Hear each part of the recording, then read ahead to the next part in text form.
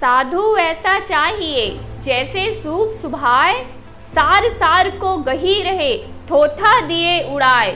आज की कहानी जो है हमारी कुछ इसी पर आधारित है और इस कहानी को आप लोग पूरा जरूर सुनिएगा।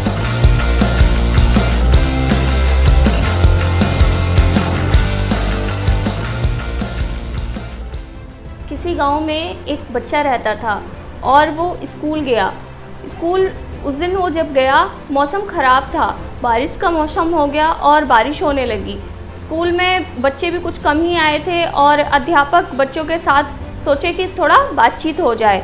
अध्यापक ने कहा कि अगर मैं आपको 100 रुपये का नोट देता हूँ, एक एक बच्चे से पूछना शुरू किया कि 100 रुपये का नोट अगर मैं किसी एक बच्चे को देता हूँ तो उस पैसे का वो क्या करेगा। तो एक बच्चे से पूछा तो उसने जवाब दिया मैं कपड़े खरीदूंगा। किसी एक बच्चे से पूछा, उसने कहा कि मैं कोई अच्छी अच्छी चीज़ खाऊंगा। किसी से पूछा मैं खिलौने खरीदूंगा।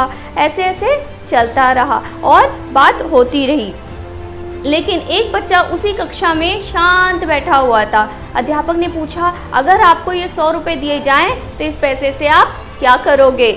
बच्चे ने जवाब दिया मैं अपने माँ के लिए चश्मा खरीदूंगा। अध्यापक ने कहा ये काम तो आपके पिताजी भी कर सकते हैं, आप तो अभी छोटे हो, चश्मा आपके पिताजी ले आएंगे। बोले मेरे पिताजी नहीं हैं, मेरी माँ सिलाई का काम करती हैं और उनकी आंखें कमज़ोर हैं, उन्हें चश्मे की ज़रूरत है, इसलिए मैं चश्मा खरीदूंगा। अध्यापक ने उस बच्चे की बात सुन के बहुत ही हैरान हुआ और सोचने लगा इतना छोटा बच्चा और इतनी बड़ी सोच रखता है। उसकी बात सुनकर अध्यापक भावुक हो गए और उसको 100 रुपये का नोट दिए। बोले अपनी माँ के लिए चश्मा ले लेना और अलग से मैं तुम्हें 100 रुपये दे रहा हूँ। अध्यापक ने बच्चे को ये कहा कि जब तुम कामयाब हो जाओगे तो ये पैसे मुझे लौटा देना और कभी भी कामयाब होने के बाद घमंड मत करना।